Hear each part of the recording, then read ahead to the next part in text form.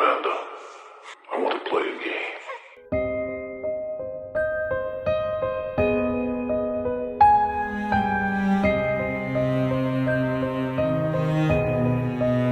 Hey horror freaks, welcome back to my channel. My name is Amanda. As you can see from the title, today's video is my full review with spoilers of Bring Her Back. This film came out back in May of this year. I didn't get the chance to watch it in theater, and since I didn't have anything for this week, I decided why not give this movie a chance, since I have seen mixed reviews about it, but I got some comments asking for this review, so here we are. As always, all my reviews are with spoilers, but in the case of this one, since it came out a few months ago, I will not be doing a spoiler-free review on my website, so I apologize. So saying all that, let's get into my Bring Her Back review. Directed by the same guys that did Talk to Me, this one follows a brother and sister that uncover a terrifying ritual at the secluded home of their new foster mother. And to give a quick summary, the film follows the brother and sister Andy and Piper. She is partially blind and they have just lost their father. And they are placed in a foster home with Laura. Laura also fosters another boy that is called Oliver. And the thing about Laura is that she used to have a daughter that was blind, but she accidentally drowns in the pool. And while Piper is trying her best to adjust to this situation, Andy becomes suspicious of Laura and her behavior, especially with Oliver. We don't know what really is happening, but the film doesn't take long to tell us what is actually happening and Laura's actual plan. Laura's plan is to do a ritual that she is doing with Oliver. And the ritual consists of Laura giving to the possessed person the body of her daughter that she has on a fridge. And she needs to recreate the way that her daughter died. That is what she wants to do with Piper, to bring her daughter back to life into Piper's body. Andy, he tries to save his sister, but unfortunately he fails. Laura ends up killing this poor boy. She tries to kill Piper, but on those last moments when she's trying to drown her at the pool, Piper screams "Mom," bringing back Laura to reality, and she's overwhelmed by guilt. So at this point, both Oliver and Piper are able to escape. Police and the help was able to arrive since Andy was able to reach them out before, and so they arrive when Piper and Oliver are escaping. And what we see at last is Laura holding the corpse of her daughter at the pool. And that is essentially it. Yes, it's extremely short summary, but there aren't that many details to tell for you to understand it, so I feel that with that is more than enough. And now getting into the review, I have conflicted feelings with this movie.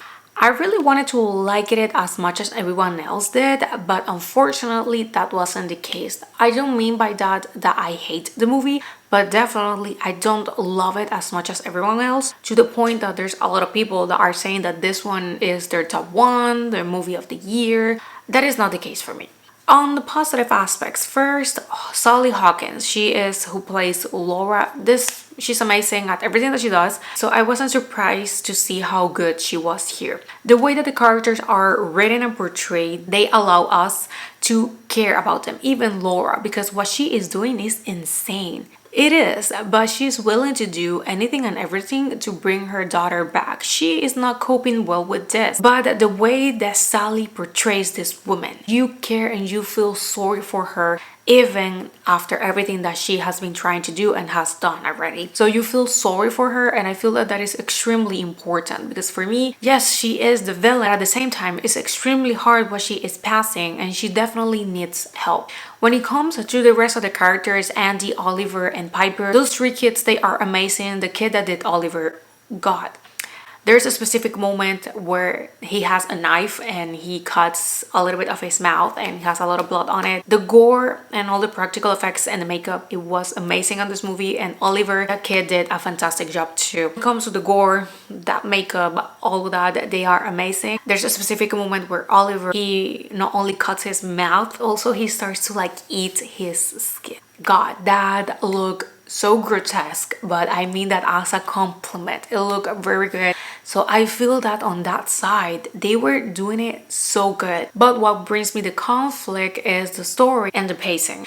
For me, the story lacks originality compared to Talk to Me. That for me, I really like it. Enjoy Talk to Me. I know that there's a lot of people that didn't, but that they did enjoy this one. But in my case, I enjoy Talk to Me a little bit more than this one. For me, Talk to Me felt fresh. I was engaged with the story. I was intrigued by it. While here we have another horror movie about grief. We have seen a lot of them and there's nothing wrong doing a movie about grief, but they are coming like one behind the another on the last few years. So I feel that we are reaching a point of fatigue when it comes to horror movies about grief. So for me on that side, it didn't feel fully original. So I wasn't as interested. I really tried to be as interested and as engaged with this story, but at the end of the day, I felt a little bit bored. And I also found that the story was a little bit predictable. What did surprise me was the ending. I was expecting Laura to succeed, not that she failed, since I was expecting for the kids to die, for her plan to succeed.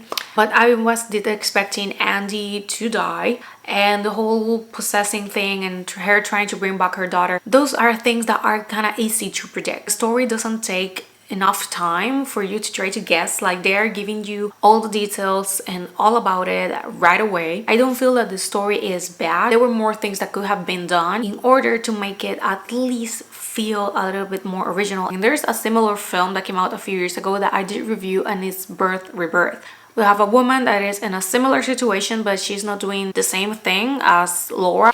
I found that story extremely interesting and I really like it, that one. I don't know if it's still available on Shudder, but it's Birth Rebirth, and I felt that it was actually a good one and it's a similar subject. But this one, I feel that they lean it a little bit on the safer side. On a general note, I feel that the film is okay. The core and the practical effects are the most impressive part, and Sally Hawkins' work for me is the acting what supports this film and makes this film to be good. I didn't fully enjoy the movie, but I didn't hate it. Maybe rewatching it is going to change my mind, but I am interested to see what this duo is going to be doing in the future, since I feel that they have potential as directors. So for me, this film was a 3 out of 5. I was leaning 2.5 for 3, but at the end I feel that it deserves a 3. I know that there's a lot of people that love this movie and I can understand why, but this wasn't my case. But again, I don't hate the movie and I can fully understand why there's people that love this movie so much. General things that I like it, the acting, the gore and the practical effect. For me, when it came to the story and the cinematography and sound, the music and all of that, they were decent at best, but they all could have been a little bit better. I didn't hate the movie and it was an experience, to say the least. But with that, I have ended this video. I know that this is a short review, but I feel that sometimes it's just better to go straight to the point. So with that, I have ended this video. Thank you so much for watching. Let me know down below if you watched this movie, what are your thoughts? I apologize if you love this movie. I tried my best. But thank you so much for watching, and I'm going to see you guys on my next video. Bye!